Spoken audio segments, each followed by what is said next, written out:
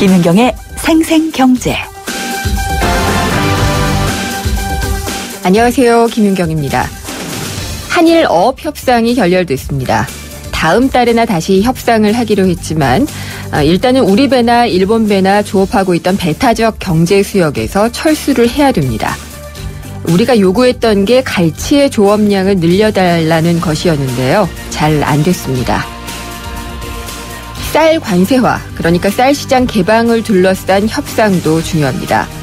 정부가 WTO에 우리의 입장을 통보하기 전에요. 시장 개방을 반대하는 농민 측과의 협상을 먼저 진행을 해야 될 거고요. 관세화가 진행이 되더라도 우리가 손해를 최소화할 수 있도록 고율의 관세를 얻어낼 우리 정부의 협상력 기대해 보겠습니다. 삼성전자 서비스 협력사 노사단체 협약 협상이 타결됐습니다. 노조가 없는 삼성이 사실상 노조를 인정한 셈인데요.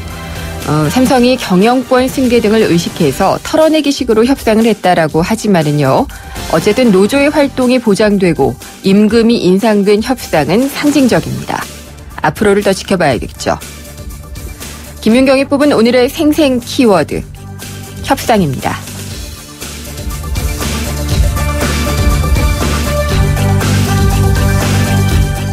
생생경제가 준비한 오늘의 경제 이슈입니다. 우리나라 캠핑 인구가 무려 300만 명에 달한다고 하는데요. 자연을 만끽하는 캠핑족들이 늘어나는 것이야 반갑지만 장비 준비에만 상당히 많은 돈이 든다고 합니다. 거품이 많고 또 무허가 캠핑장의 사고 위험도 덩달아 늘어나고 있다고 하는데 2부에서 합리적인 캠핑 문화 자세히 알아보도록 하겠습니다. 또 3부에서는요. 논란이 되고 있는 자살 재해 사망 보험금 지급 여부에 대해서 짚어보겠습니다.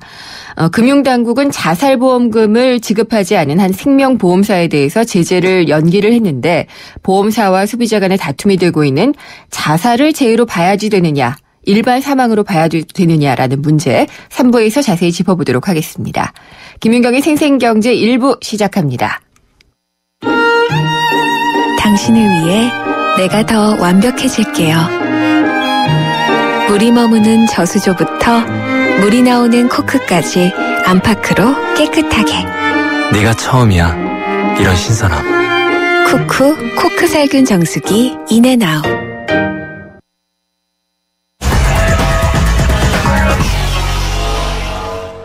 네, 오늘 증시 어떻게 끝났는지 마감 상황 알아보겠습니다. SK증권 명동지점 김춘석 부장입니다. 안녕하십니까? 네, 안녕하십니까? 오늘 벌써 상반기 마감일이네요. 네, 그렇습니다. 오늘이 말일이네요. 네, 어떻게 끝났나요? 말일이라서 그런지는 모르겠지만 좀 주가가 좀 올랐습니다. 네. 코스피 쪽은 13.7포인트 올라서 2002로 끝났습니다. 그래서 2000포인트를 회복하고 끝났고요. 코스닥도 오늘은 5.63포인트 정도 올라서 537로 끝났습니다. 결론적으로 외국인이 흔든장이다 이렇게 보시면 될 것 같은데, 거래소 쪽에서도 외국인이 한 1892억 정도를 순매수를 했고요. 코스닥 쪽에서도 한 255억 정도를 순매수를 하면서 양쪽 시장을 끌어올리는 그런 모습을 보였습니다. 네, 기관은 어땠어요? 오늘 기관 같은 경우는 거래소 쪽에서도 한 280억 정도 샀는데 코스닥 쪽에서는 한 27억 정도 매도를 했습니다. 연기금이 좀 한 530억 정도 들어오는 모습을 보였었고요. 그러면은 기관들의 이런 매수세는 보통 이제 월 말에 네. 실적을 맞춰야주는 윈도우 드레싱 효과가 좀 있는 거겠죠? 이제 윈도우 드레싱 같은 경우는 사실 지난 금요일 정도로 끝났다 일단 보셔야 될 것 같고요. 예. 오늘은 여러 가지 재료가 좀 있었다고 봐야 될 것 같습니다. 특히 아시는 것처럼 삼성전자가 2, 4분기 실적 우려감 때문에 많이 빠졌었지 않습니까? 근데 지난 금요일 날부터는 오히려 이쪽으로 이제 숏 커버링이 좀 들어오는 그런 모습을 좀 보이고 있는 것 같습니다. 그러니까 네. 주가가 생각 외로 많이 빠졌다라는 어떤 그런 인상이 좀 풍기는 것 같고요. 그러다 보니까 덕분에 이제 SK 하이닉스 같은 것도 올라갔고요. 그다음에 현대모비스라든가 포스코 같은 것도 올라가면서 전반적인 흐름 자체는 좀 괜찮아지는 그런 모습을 보이고 있고요. 특히 이제 3일 4일이면 이제 중국의 시진핑 국가주석이 방한을 하지 않습니까? 그러다 보니까 중국 관련주들이 좀 움직이는 모습을 보이면서 전반적으로 시장은 좀 플러스로 끝났다 이렇게 말씀드릴 수 있을 것 같습니다. 중국 관련주라고 하면은 어떤 것들을 들 수 있을까요? 지금 보통 보게 되면 이제 화학주, 예, 그다음에 김영현 철강주 쪽도 될 수가 있겠고요. 그다음에 네. 중국 내수 관련된 쪽으로 보다 보면 아무래도 화장품 관련주라든지 예. 이런 종목군들을 이제 중국 관련주로 꼽을 수 있겠죠. 그렇군요. 이제 상반기를 오늘로 마감을 하고 내일부터 이제 하반기 증시가 시작이 되잖아요. 네. 어떻게 보시나요? 일단 하반기도 그렇게 안정적이진 않다. 그러니까 뭐 점수로 치면 한 7, 80점 되지 않겠냐라고 보고 있습니다. 그 정도면 괜찮은데요?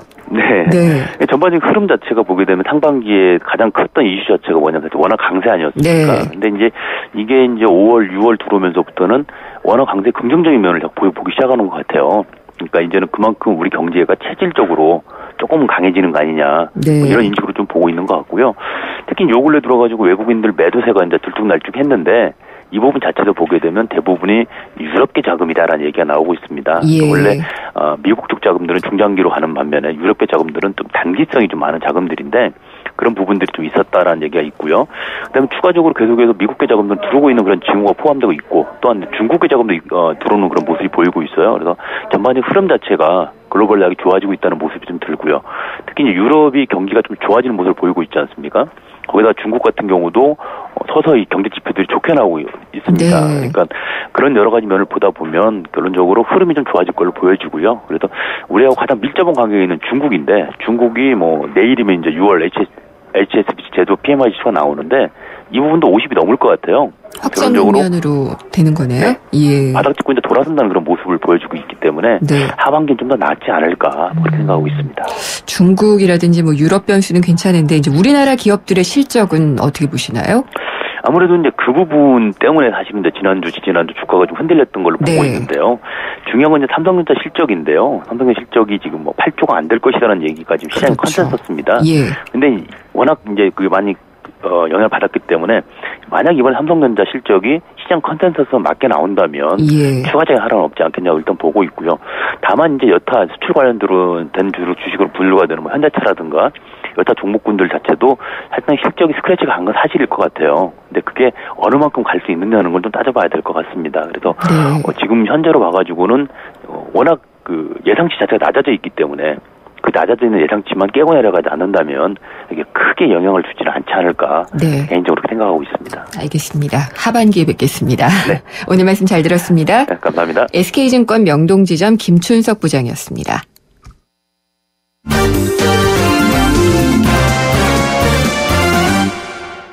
네, 오늘의 주요 경제 뉴스 정리해 보겠습니다. 한국일보 이성철 부국장 연결합니다. 안녕하십니까? 안녕하세요. 통신요금이 줄어드는 건가요? 정부가 사실 그 매 대통령 선거 때마다 네. 통신비 인하를 공약으로 내세웠었죠. 늘 나왔죠. 예, 지난 정부에서도 그렇고 박근혜 대통령도 취임 전에 작년 예. 대선 때 이제 그런 공약을 내세웠었는데 어쨌든 뭐 그 공약 이행 차원에서 통신비가 좀 낮아질 것 같습니다. 일단 이르면 8월 중에 휴대전화 가입비가 최대한 12,000원 정도 인하가 될 것 같은데요. 네. 작년 대비 50% 정도가 이제 추가가 되는 건데 최대. 작년에 한번 40% 정도가 낮아졌었고요. 이번에 또 일부가 낮아지고 그래서 2015년, 그러니까 내년 말까지는 가입비를 완전히 없앤다는 게 정부의 방침입니다. 네. 그러니까 가입비라는 건 이제 기존에 가입하신 분들한테는 적용이 안 되고, 새로 이제 가입을 하거나 아니면 갈아탈 때 이제 적용이 되는 건데, 현재 SK텔레콤 같은 경우에 이 가입비가 23,760원으로 돼 있는데, 이것이 11,880원으로 12,000원가량 줄어들게 되고요. 네. KT는 14,400원에서 7,200원으로 역시 반으로 줄어들게 됩니다. LGU 플러스도 18,000원에서 9,000원으로 역시 절반으로 낮아지게 됩니다. 이거 말고도 그 유심칩이라는 거 우리 끼워 쓰죠. 네. 그리고 예. 가격이 보통 8,800원에서 9,900원 한 10,000원 정도 하게 되는데 그것도 한 10% 정도 인하가 된다고 그럽니다. 그리고 선불요금제 통화료가 따로 있는데 우리 지금 보통 쓰는 휴대폰은 다 후불이죠. 네. 네, 선불폰이라는 것도 있는데 요거는 이 초단 가격이 초단 이용료가 10% 정도 내지 20% 정도 줄어들게 된다고 합니다. 그리고 MVOIP라고 모바일 인터넷 전화. 맞습니다. 네. 무선 인터넷 전화죠. 지금 이게 쉽게 생각하면 이런 거라고 생각하시면 됩니다. 카카오톡 쓸 때 거기 보이스톡이라는 게 네. 있죠. 근데 이 보이스톡이 지금 일정 요금제 이상일 경우에만 쓰는 경우가 많습니다. 왜냐하면 이게 뭐 데이터량이 워낙 늘어나게 되고 또 이제 통신사들이 이거를 전면적으로 확대하게 되면은 다 이 무선을 무료 무선 인터넷 전화만 쓰지 일반 이 돈을 내야 되는 유료 전화를 쓸 가능성이 별로 없기 때문에 그렇죠. 막아놨었죠. 그래가지고 LGU 플러스 같은 경우에는 다 되는데 SK텔레콤하고 KT 같은 경우는 5만 원 이상 요금제에 대해서만 이 무선 인터넷 전화를 쓸 수 있도록 제한을 해놨는데요. 기본적으로 이걸 푼다는 겁니다. 그래서 스마트폰을 사용하시는 분이라면 요금제 관계없이 누구나 무선 인터넷 전화를 쓰도록 그래서 뭐 카카오톡의 보이스톡이라든가 또 그 스카이프 같은 경우 이제 그런 경우도 해당하고 한다고 그러는데 글쎄요 이게 뭐 했을 때 정말로 풀어놓는다고 할 경우에 이걸 만약에 제한으로 완전히 없을 경우에 기존의 이 유료 전화 대신 다 무료 전화로 옮겨갈 것이냐 꼭 그럴 것 같지는 않고요. 뭐 통화 음질이라든가 여러 가지 또 고려할 것이 많기 때문에 어쨌든 정부는 이 요금제에 관계없이 이걸 다 푼다는 계획이라고 합니다. 전체적으로 들어보니까요. 일단 가입비 같은 경우에도 일회성이고 유심칩도 뭐 자주 바꾸는 건 아니니까요. 이런 것들을 하더라도 실제로 내가 체감할 수 있는 통신비 인하 효과는 별로 없지 않을까라는 생각이 들어요. 이제 거기에는 이제 양론이 있는데요. 첫 번째가 이제 사실 지난 정부 때 그 휴대전화 기본료를 1,000원 낮춘 정책이 있었습니다. 1,000원을 낮췄더니 사실 한 달에 1,000원 요금 싸준다고 이렇게 뭐 물론 그게 도움이 안 되는 건 아니겠습니다만 체감할 수 있는 금액은 아니지 않습니까? 그러니까 소비자들은 체감을 못하고 하지만 이걸로 인해서 통신사들은 연간 순이익이 한 6천억 정도가 구멍이 난다고 합니다. 3, 4통 틀어서요.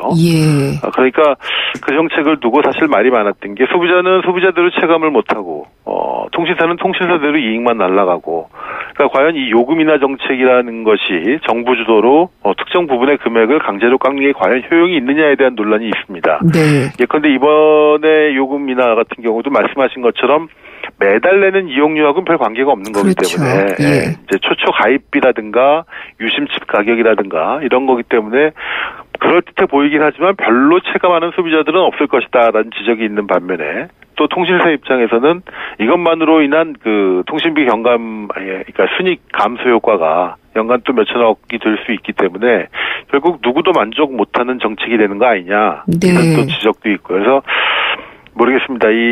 이것만 가지고는 안 될 것 같고요. 우리가 말하는 통신비라는 건 사실은 통상적으로는 매달 내는 통신 서비스 이용료를 얘기하는 거지만 광의의 통신비라는 건 이제 단말기 가격도 포함이 되어 있는 거거든요. 그러니까요. 이 단말기 가격 인하가 어떻게 보면 또 핵심일 수 있거든요. 사실 최근에 나온 스마트폰 보면은 단말기 출고 가격이 한 10만 원 내지 20만 원 정도 좀 낮아졌습니다. 이게 가격 거품이 조금씩 빠져나가고 있는 건데 글쎄요, 이거 아마 단기적으로 뭐 얼마의 효과를 보겠다라고 해서는 안 될 것 같고요. 전체 이 왜곡된 이동통신 시장, 특히 이 보조금 때문에 거의 무질서에 가까울 정도로 이 형성이 되고 있는 이동통신 시장 전체에 대한 좀 차분하지만 좀 천천히 가더라도 새 그림이 그려져야 되는 것이 아닌가 싶습니다.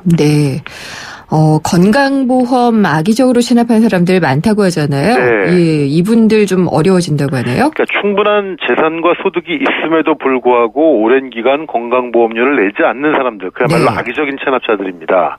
이런 분들은 아마 7월부터 병원에 가서 치료를 받으려면은 전부 본인이 내야 될 것 같습니다. 모든 돈을. 보건복지부는 건강보험료 장기 체납한 1,494명에 대해서 다음 달 1일부터 건강보험을 적용해주지 않고 진료비를 모두 본인 부담으로 물리겠다 이렇게 밝혔는데요. 여기는 물론 악의적인 체납자들입니다. 그러니까 정말로 돈이 없어서 실직을 하시거나 이런 분들이 못 내는 건 그건 어쩔 수가 없는 것이고요. 연소득이 1억 원 이상이거나 재산이 20억 원 이상인데 보험료를 6개월 이상 밀린 사람들, 또 2년 이상 체납이 돼가지고 체납보험료가 1,000만 원을 넘는 사람들, 이런 사람들이 명단이 공개가 됐었는데 이제 이런 분들에 대해서는 건강보험 혜택을 일체 주지 않는다는 겁니다. 그러니까 지금도 사실은 이제 체납이 되더라도 그거 자체로 건강보험 효력이 완전히 없어지지는 않았고요.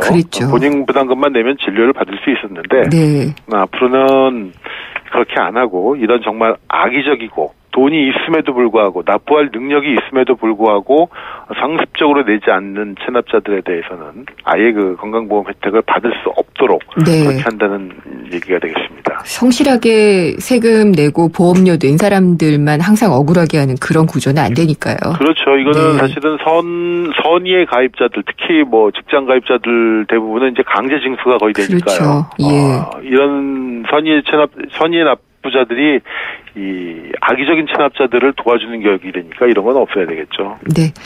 그리고 한유럽연합, 한EU 자유무역협정이 지금 발효가 된 지 3년이 됐는데요. 네. 이번에 유럽산 자동차에 대한 관세가 이제 철폐가 되는 단계가 됐나요? 네, 그렇습니다. 이 7월 1일, 그러니까 내일이죠. 네. 내일이 지금 한EU FTA 발효 벌써 3년이 된다고 합니다. 네. 근데 그 당시에 이제 그 스케줄에 따라서 단계적으로 관세 인하 조치들이 쭉 발표가 됐었는데, 일단 그 1500cc 이상 배기량, 네. 1500cc 이상 유럽산 자동차의 관세율이 지금 1.6%가 붙는데요.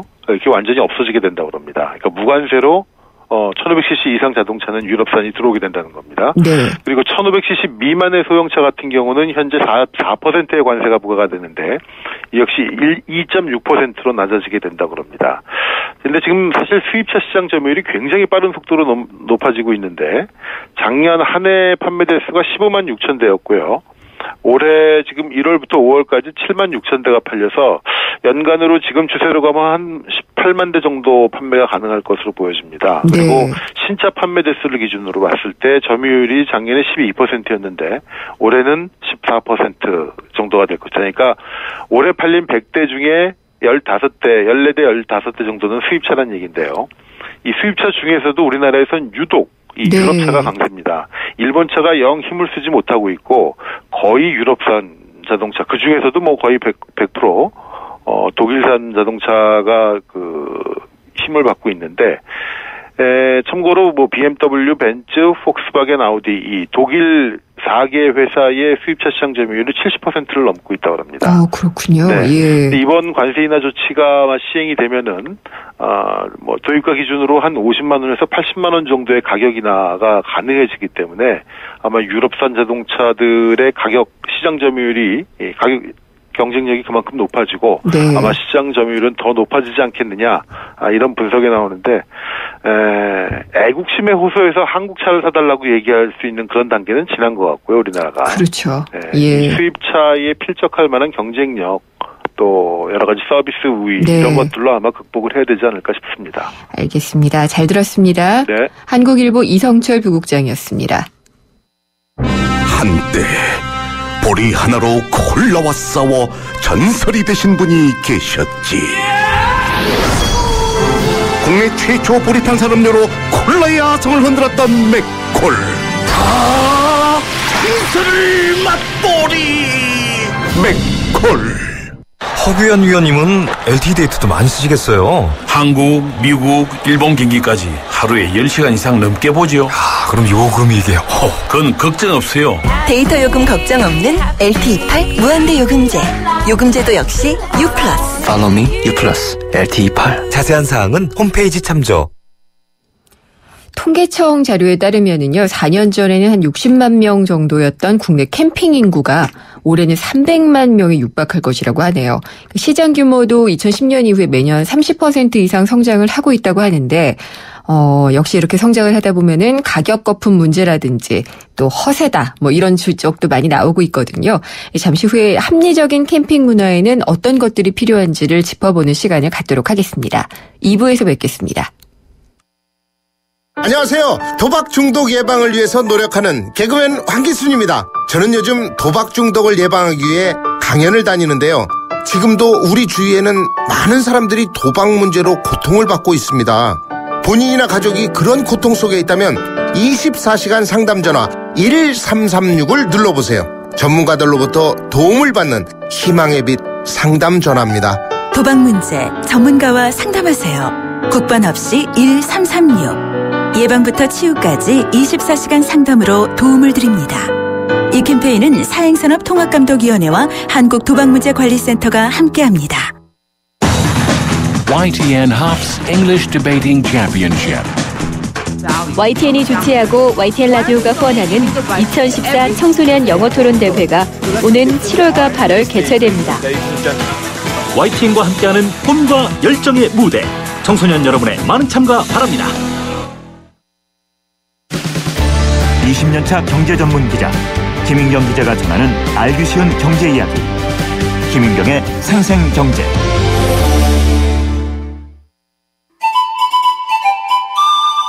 어머머, 진짜 경제는 장바구니 안에 있지. 발로 뛰는 생생경제가 찾은 구석구석 경제 현장.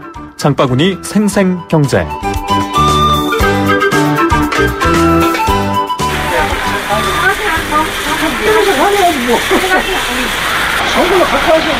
양파가면 폭락했는데 왜 시장에서는 이렇게 비싸냐. 일반 시민들은 정말 폭락한 줄 알아요. 실질적으로 그렇지 않습니다. 생산 현장에서 출하를 안 해. 왜 그런 거니? 도매시장 가서 경매에 붙였을 때 폭락을 하니까. 그러다 보니까 시장에서는 실질적으로 물건이 없어요. 작년 전대에 비해서 상당히 많이 내렸죠. 내리기는. 그러나 피부적으로 이렇게 팍 닿게끔 폭락은 하지는 않았어요. 지금 양파 가격은 가락동 도매시장 기준으로 해서 20kg를 사신다면은 한 11,000원 정도, 10,000원에서 11,000원 정도 도매 가격으로. 여기서 기준에 소매 기준은 우리가 현재 도매시장에서 11,000원 정도 거기서 사입하면 여기서 13,000원, 14,000원. 작년 대비에는 어마어마하게 싸죠. 싸기는. 그러나 작년에는 엄청 양파가 농사도 충작했었고 그러다 보니까 작년에 대비해보니까 폭락은 같이 느껴지는 거죠. 작년에는 3, 4배 이상 금년 비준으로 하면 그렇게 갔을 거예요.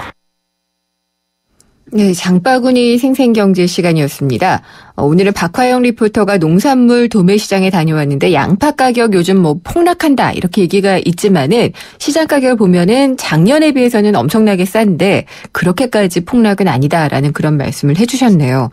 근데 어쨌든 양파가 생산은 많이 됐던 것 같고요. 쌓아놓으면은 이게 보관도 사실 되지 않기 때문에 잘 양파 소비를 촉진하는 운동이 벌어진다 이런 얘기들도 좀 나오고 있더라고요. 근데 양파를 더 넣어야지 되나 잘 모르겠네요. 세상의 베이스가 되다 포스코협찬으로 김은경의 생생경제 2부 시작하겠습니다. 생생경제 직접 참여하실 수 있는데요. YTN 라디오의 애플리케이션 예스를 통해서 들어오셔도 되고요. 짧은 문자는 50원, 긴 문자는 100원이 부과되는 휴대전화 우물정의 0945번. 트위터는 YTN_이코노미고요. 웹사이트 김은경의 생생경제로 들어오시면 됩니다. 여러분의 많은 의견 기다리겠습니다. 33%님이 보내주셨네요.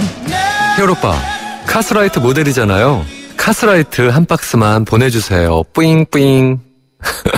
자, 노래 띄워드립니다. 안 돼. 다 내 거야. 칼로리를 33% 내린 맛있는 맥주. 카스라이트. 대한민국엔 아리랑이 있고 대한민국 투자엔 아리랑 ETF가 있다. 대한민국 금융에 아리랑이 울려 퍼집니다. 힘내라 대한민국. 힘이 되라 아리랑 ETF. 한화 자산운용. 투자 손실에 유의하시고 투자 설명을 청취하세요. 젠틀 스파클링을 만나본 적 있는가? 밀어붙이지 않고 부드럽게, 긴장하지 않고 여유롭게, 밋밋하지 않고 상쾌하게. 이것이 바로 부드러운 거품, 깔끔한 상쾌함. 영국의 젠틀 스파클링 브랜드 슈엡스. 조인성입니다. 위닉스 보송이 업계 최초 5년 무상 품질 보증을 시작합니다. 품질에 대한 자신감이 있기에 가능한 5년 무상 품질 보증. 제습이란 앞선 품질로 고객 감동을 실천하는 것. 제습의 기준을 만들다. 위닉스 보송. 2014년 1월 1일 이후 제조제품 대상. 김인경의 생생경제. 내일이면은 벌써 7월이 시작이 되네요. 휴가 계획들은 세우셨는지 모르겠고 또 휴가로 캠핑을 생각하시는 분들 적지 않은 것 같아요. 보통 보면은 요즘에는 꼭 여름 휴가철에만 하는 건 아니지만은요. 캠핑 인구를 보면은 300만 명이 된다고 하고 시장 규모도 상당히 커지고 있습니다. 근데 시장이 커지는 만큼 또 가격 거품이라든지 여러 가지 문제도 함께 커지고 있는데요. 오늘은 허준규 캠핑 협동조합 사무국장님 전화로 연결해서 얘기 나눠보도록 하겠습니다. 사무국장님 안녕하십니까? 네, 안녕하세요. 네, 캠핑 물론 하시겠죠? 예, 하고 있습니다. 네, 언제부터 하셨어요? 저는 오토 캠핑은 시작한 지는 얼마 안 됐고요. 네. 이제 산악 활동을 좀 오랫동안 했었습니다. 하면서 이제 저도 이제, 애기 있으면서 이제 오토캠핑 쪽으로, 좀 진행을 하고 있습니다. 근데 저는 안 하다 보니까 저만 유행에 뒤떨어진 것 같더라고요. 예, 그래서 캠핑하는 인구 굉장히 많은 것 같은데, 인구가 한 300만 명 되는 게 맞아요? 최근에 이제 그런 보도가 나왔는데요. 이게 이제 기준을 어떻게 잡느냐에 따라서 조금 차이가 있을 것 같습니다. 이제 제가 봤을 때는 가구당 기준으로 좀 잡는 것이 좀 타당하지 않을까 싶고요. 그렇게 봤을 때는 어차피 이제 한 가구당 보통 한 3.5명 정도로 보면 사실 이제 300만 명이 맞긴 하지만 가구당 기준으로 봤을 때는 한 100만에서 150만 사이 정도 그렇게 될 것 같습니다. 근데 인구도 근데 뭐 많이 늘기는 늘었고요. 일단 보면은 캠핑이 이렇게 인기를 끌게 된 이유는 어떤 걸까요? 아무래도 이제 한국 사회의 어떤 변화 과정에서 한 2008년도 뭐 이때쯤으로 저는 좀 보고 있는데 아무래도 이제 경제 기반을 다진 어떤 30대 후반 40대 초반의 어떤 아빠들이 주일 근무 또 이제 전면 또 주일 수업 이것이 이제 진행이 되면서 가히 이제 소위 얘기하는 뭐 폭발적으로 이제 증가하는 계기가 되지 않았을까 생각이 됩니다. 어쩐지 또 자연 속에 가면은 스트레스가 해소되는 느낌도 들기도 하니까요. 네, 그렇습니다. 그렇겠죠. 근데 이 캠핑 용품이요. 어마어마한 가격이 들기도 하더라고요. 예전에 보면은 그냥 뭐 텐트 치고 밥 먹고 온다. 이런 생각을 하면 안 될 정도로 대부분 다 갖추려면 돈이 많이 들잖아요. 대략 맞습니다. 캠핑을 떠나서 집으로 돌아올 때까지 어느 정도나 돈이 드나요? 일단은 이제 개인이 가지고 있는 장비들을 제외하고, 일단 우리가 이제 캠핑을 나간다고 했을 때, 적어도, 한번 나갈 때마다, 적게는 20만에서 30만원 정도는, 든다고 보는 게 일반적인 것 같습니다. 네, 어디 쓰는 돈일까요? 이제 거기에는 기본적으로 이제 이제 차량 기름값이 들겠고요. 그리고 이제 캠핑용 사용료가 들어가게 되죠. 그리고 일단 이제 가서 이제 또 즐기려면 기본 이제 먹는 문제를 해결해야 되니까 부식비 이런 게 이제 들어가게 되고, 또 캠핑장에서 이제 머물면서 또 즐길 거리 예, 또 추가적으로 또 비용이 좀 들 수 있겠습니다. 근데 이제 뭐 텐트라든지 뭐 배낭, 코펠 뭐 이런 거에 있어야지 될 것 같고요. 그것들의 가격도 상당히 좀 많이 오른 것 같기도 하고요. 수입품들이 많아지면서 더더욱 또 가격이 오르지 않았나 싶거든요. 예, 그렇습니다. 이게 사실은 원래 이제 한국 캠핑 시장이 좀 폭발적으로 이제 증가하면서 이 소위 얘기하는 뭐 S사, 뭐 C사, 뭐 이런 업체들이 기존에 이제 수입 판매원을 통해서 국내 유통이 되다가 아무래도 이제 국내 시장이 커지면서 이런 이제 메이저 브랜드들이 이제 국내 이제 법인을 설립하면서 직접적으로 이제 국내 소비자로 만나면서 오히려 가격이 더 올라간 측면들이 있다고 봐야죠. 이름만 대면 다 아는 브랜드들이죠. 그래서 뭐 이거 안 즐기면은 문화인이 아닌 것 같다는 생각이 들기도 하고, 그러려면은 왠지 용품을 잘 갖춰야지 된다는 그런 느낌도 사실은 조장이 되고 있으니까요.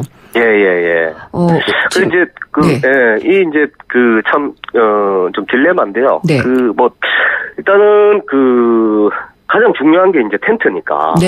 그러니까 텐트를 이제 집 밖에 나갔을 때 이제 텐트를 갖다가 어떻게 하느냐에 따라서 결정을 어떻게 하냐에 따라서 추가적으로 이제 들어가는 이제 비용들은 거기에 따라서 이제 차이가 확연히 난다고 봐야 될 것 같습니다. 어떻게 차이가 나죠? 예를 들면 뭐 거실형 텐트라든지 아무래도 이제 큰 텐트들을 갖다가 이제 먼저 가장 기초적인 거니까 구입하게 되면 거기에 들어갈 수 있는 용품들이 많이 채워지게 됩니다. 자연스럽게.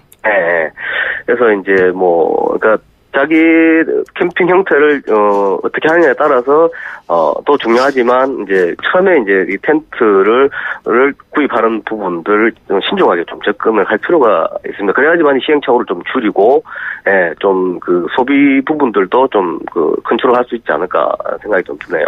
그러면은 이 사무국장님은 텐트 어떤 거 쓰시고 뭐 대체로 좀 합리적인 거라면 소개를 해주셔도 좋을 것 같아요. 제 같은 경우에는 사실은 저는 이제 그 유형별로 저는 이제 그 텐트를 사실 다 구비를 하고 있습니다. 네. 옛날 이제 산에 다닐 때부터 한 15년 정도 이제 산을 다니고 또 캠핑을 했기 때문에 웬만한 이렇게 상황에 맞게끔 최적화된 그 장비들을 돈 많이 쓰셨겠네요, 그럼. 그런 경우가 또 들어 있었습니다. 네. 저 문자로 문의가 왔는데요. 0117님인데 이제 캠핑에 입문하려고 하는데 아이가 2명이라고 하세요. 꼭 필요한 장비 뭐가 있을까요? 라고 하셨어요. 텐트는 당연히 있어야 되겠고요. 네. 유형별로 갖출 필요는 없겠죠? 처음 시작하시는 분들이 이제 제일 이제 좀 약간 이제 좀 과도하게 좀 생각하시는 부분이 뭐냐면, 그러니까 사계절 캠핑을 할 것이냐, 말 거냐, 이 부분도 좀 고민해야 될 것 같고요. 저는 그렇게 말씀을 드립니다. 그러니까 지금부터 해서 이제 5월 말부터 6월부터 해서 8, 9월까지 이렇게 이제 한 시즌 정도 캠핑을 한다고 봤을 때 막 거실형 텐트 이런 어떤 사실 거실형 텐트 굉장히 일단 기본적으로 이제 비용 부분이라든지 이제 이 사계절을 커버할 수 있기 때문에 이제 좀 신중해야 되는데 어쨌든 지금 시즌에는 그냥 간단한 돔 텐트와 그늘막 타프를 조합하는 것이 그렇게 시작을 하는 게 또 가장 좋을 것 같고 이제 추후에 이제 동계라든지 이렇게 넘어갔을 때 이제 또 필요할 때 또 구입을 하고 그렇게 합니다. 그런 얘기도 들었어요. 주변에 캠핑 많이 하시는 분인데 집에서 예전부터 쓰던 이 식기류 이런 거를 가져갔더니 너무 삐까뻔쩍한 걸 가지고 와가지고 설거지들을 하더라는 거예요. 비교가 된다. 그러니까 어떻게 보면 허세인 것 같아요. 난 이런 걸 쓰거든. 막 이런 그런 것 때문에 생기는 가격 거품이 있죠, 분명히.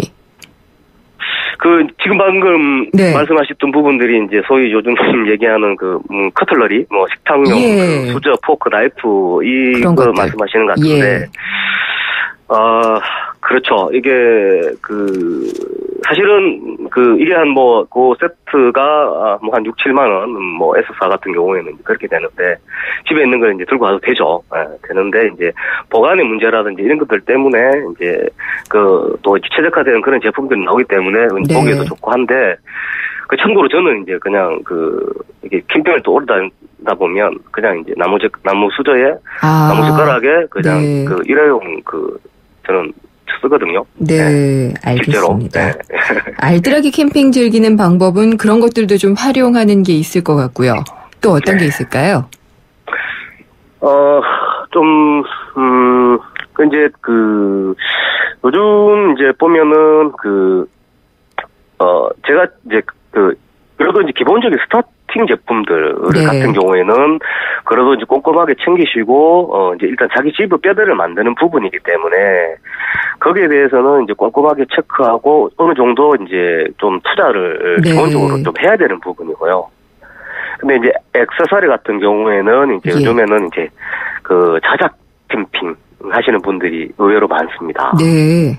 그러니까 이제 워낙 이제 마음에 드는 그런 제품들 같은 경우에는 기본적으로 좀 고가다 보니까 이 동호회 중심으로 해서 자작 동호회에서 이제 자기가 원하는 제품들을 갖다가 이제 우도 형태가 되든 그렇게 해서 이제 좀 차별화되면서 자기한테 맞는 좀 그렇게 즐기시는 분들도 많은 것 같습니다. 알겠습니다. 이게 즐기자고 하는 건데 과시하기 위해서 하면 안 될 테니까요.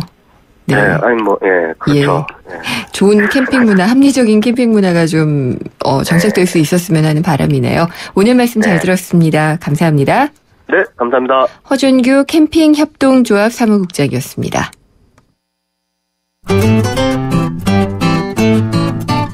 생생경제를 다양하게 만나는 방법. YTN 라디오 앱 예스와 웹사이트 김윤경의 생생경제 또는 트위터 YTN_이코노미로 실시간 듣기와 다시 듣기를 하실 수 있고 방송 내용에 대한 문의와 의견을 주실 수 있습니다.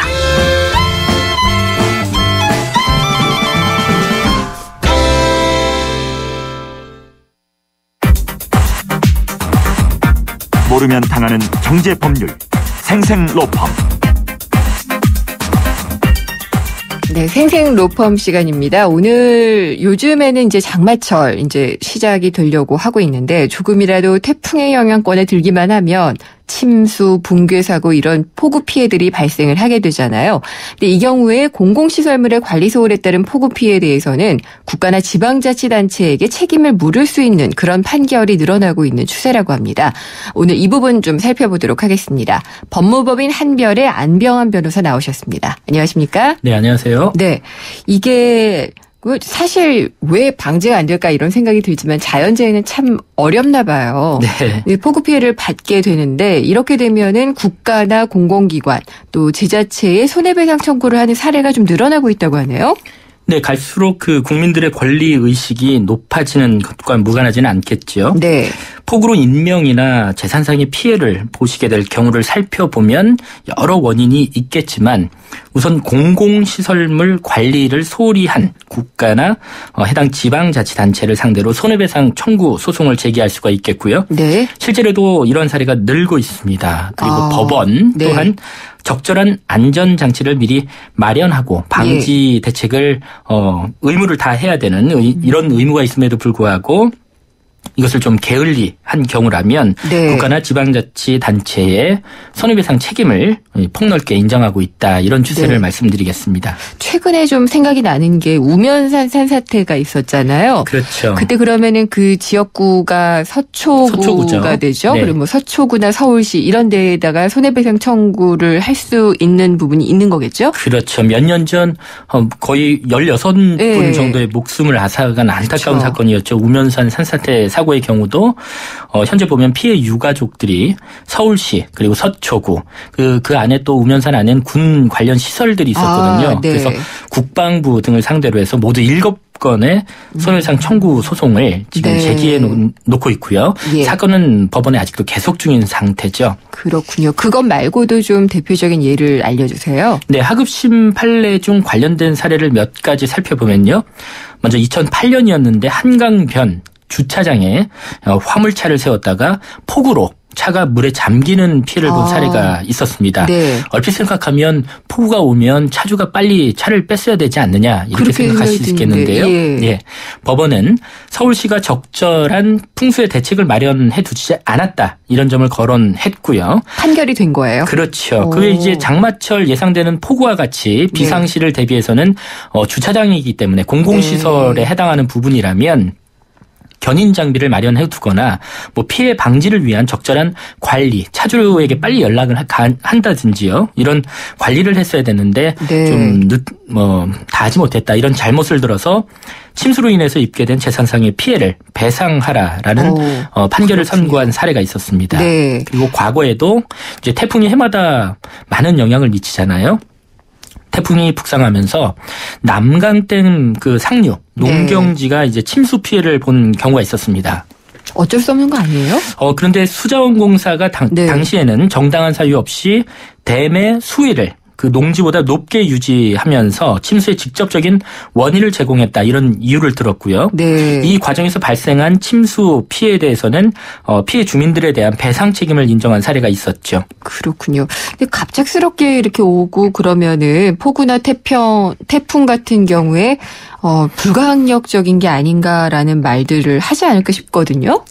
네, 장마철 폭우 그리고 태풍 같은 자연재해는 태풍이 온다고 미리 뉴스에서 얘기를 해줬지만 실제 이것을 겪고 나면 그 예상하지 못했던 수준들도 상당히 있잖아요. 그렇죠. 인간의 힘으로 완전히 막는다는 것은 아직 자연재해를 막는다는 것은 불가능에 가깝겠지요. 네. 그리고 이로 인한 피해의 경우에도 이제 천재지변이나 불가항력적인 재해로 많이들 이야기를 합니다. 전적으로 틀린 말이 아니다라고 생각은 되지만요. 그런데 사실 그 정도의 차이를 잘 살펴서 사안마다 엄격하게 고려를 해야 될 부분이기도 합니다. 왜냐하면 우리나라의 경우에는 이제 연중 강수량의 70% 이상이 6월이나 9월 사이 여기서 집중적으로 내린다는 것은 이제 초등학생들도 알 만큼 일종의 상식이고요. 네. 한 해에 보통 평균 몇 개 정도의 그리고 어느 정도의 위력을 가진 태풍이 우리나라에 영향을 준다거나 뭐 장마철이나 태풍의 영향권에 있을 경우에 평균 강수량이 어떤지는 어느 정도는 충분히 해마다 예측이 가능하지 않겠습니까? 네. 그래서 이런 예상 범위와 그 틀을 현저하게 넘지 않는 부분이라면 국가나 지방자치단체는 미리미리 시설물을 유지 보수하고 치수에 대한 대책을 강구를 해야 됩니다. 이런 네. 기본적인 의무를 다하지 않아서 발생한 피해에 대해서는 분명 법적 책임이 주어진다라는 것이 법원의 판단이고요. 즉 장마철 폭우, 태풍 뭐 이런 피해가 모두 불강력적이다라고만 얘기할 것은 아니다. 이런 취지죠. 알겠습니다. 그러면은 이런 경우는 어때요? 여름철에 또 발생하는 사고 중에 정말 끊이지 않는 게 익사 사고예요. 그렇습니다. 물놀이 갔다가 그런 경우가 있는데 이거는 대개는 이제 개인의 잘못으로 그 얘기가 되게 마련인데 지방자치단체의 손해배상 책임을 인정한 그런 경우가 또 있었다고 하네요. 네, 이 사안을 보면 A 씨는 그 자신의 초등학생 자녀하고요. 이제 강원도에 소재한 하천에서 물놀이를 하고 있었습니다. 네. 근데 하천 바닥이라는 것이 일정하지가 않기 때문에 갑자기 이제 바닥이 깊어질 수가 있거든요. 이런 특성 때문에 A 씨의 자녀가 그만 깊이 2m 가량의 웅덩이에 빠져서 안타깝게도 숨지게 됐습니다. 이에 대해서 A 씨의 일가족들이 해당 사고가 발생한 하천의 관리 주체가 지방하천이었기 때문에 해당 지역의 지방자치단체였거든요. 네. 이 지자체를 상대로 해서 손해배상을 청구한 사례가 있었죠. 그러면은 이 익사 사고에 대해서 이 지자체가 잘못했다, 배상하라라는 판결이 났나요? 그렇습니다. 재판부는 판결문에서 익사 사고 장소는 피고 지방자치단체가 관리하는 하천이다. 그리고 위험한 장소에서는 물놀이를 금지하는 경고 표지판이나 현수막을 설치한다거나 또 현실적으로 보면 예년에 비해서 물놀이를 자주 하는 장소라면 이제 구조 장비를 설치한다거나 안전사고를 방지할 이런 의무가 있다. 그럼에도 불구하고 전혀 이런 부분을 이행하지 않은 잘못이 인정된다라고 판단하면서 결국 이 부분에 대한 손해배상 책임을 인정했죠. 근데 그리고 이게 항상 지자체 잘못으로 돌아가는 건 아닐 테잖아요. 그렇죠. 구체적인 사안에 따라 다르겠고요. 이 사안의 경우에는 피고 지방자치단체에게 A씨를 비롯한 가족들에게 모두 1억 8천여만 원을 배상하라고 판결을 내렸는데요. 다만 재판부가 판단한 부분이 또 있습니다. 원고들 또한 자녀가 이 익사사고 위험이 큰 곳에서 물놀이를 하지 않도록 하는 등 이 보호, 감독할 의무를 다했어야 됐는데 적절한 감독을 하지 않은 잘못이 많다. 이런 취지로 전체 손해 중에서 지방자치단체의 책임을 전체 손해 중에서 40%만으로 제한을 했습니다. 그렇군요. 네. 예. 결국 보면 일정한 지자체의 잘못이 인정돼서 법률상 손해배상 청구를 할 수 있을지라도 위험한 곳에서 물놀이를 한 것 자체만으로도 이제 많은 부분은 배상조차 받지 못할 수 있다라는 취지겠고요. 특히 자녀의 물놀이에 대해서 초등학생 수준이라면 부모가 적절한 관찰, 감독을 다해야 되겠고요. 수영을 잘할지라도 하천이라든지 바닷가에서는 또 다른 문제이니까 이런 점을 조심하지 않으면 과실상계라고 해서 피해자임에도 불구하고 본인이 스스로 책임을 분담해야 될 비율이 높아지겠죠. 그래서 그렇군요. 이런 점을 잘 기억하셔야 됩니다. 네, 오늘 말씀 잘 들었습니다. 감사합니다. 네, 감사합니다. 법무법인 한별의 안병한 변호사였습니다. 인화와 지아가 함께 부르는 캠핑장 에티켓송. 옆 텐트와 반갑게 인사해요. 안녕하세요. 떠날 때는 깨끗이 참 잘했어요. 최고. 코베아와 함께 하세요. 캠핑 에티켓 코코코베아. 정우입니다.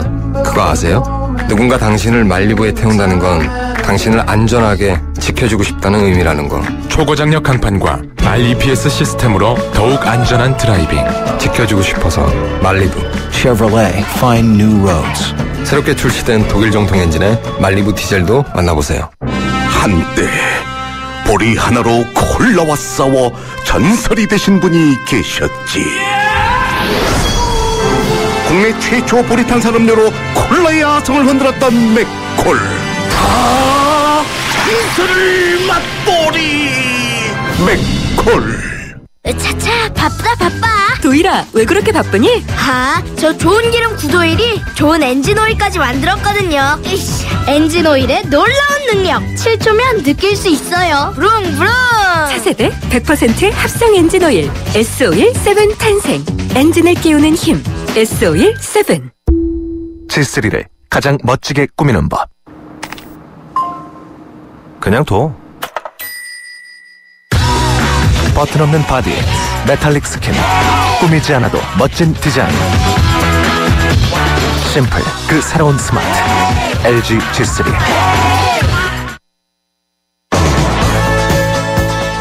3부에서는 자살보험금 논란에 대해서 짚어보려고 합니다. 자살이 재해사망이냐 일반 사망이냐. 근데 재해사망이라고 해놓고 돈을 안 주면 안 되겠죠.